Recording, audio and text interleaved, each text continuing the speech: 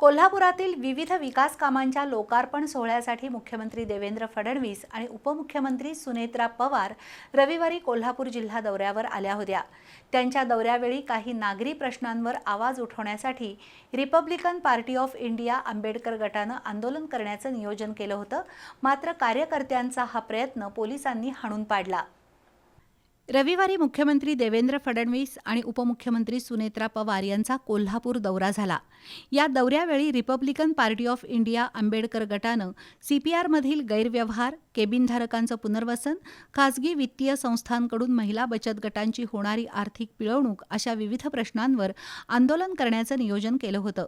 संघटनेच्या पश्चिम महाराष्ट्र अध्यक्षा रूपा वायदंडे यांच्या नेतृत्वाखाली आंबेडकरवादी कार्यकर्ते गनिमी काव्यानं टाउन हॉल बागेमध्ये जमले होते। मात्र याबाबत माहिती मिळताच पोलिसांनी बळाचा वापर करून आंदोलनाचा प्रयत्न हाणून पाडला। सर्व कार्यकर्त्यांना टाउन हॉल बागेतच पोलिसांनी रोखून ठेवलं। त्यासाठी प्रचंड पोलीस फौजफाटा तैनात करण्यात आला होता। या आंदोलनात संजय जिरगे, बळवंत चव्हाण, आकाश भालेकर, माया बिरांजे, प्रताप बाबर, दयानंद दाभाडे यांच्यासह कार्यकर्ते सहभागी झाले होते।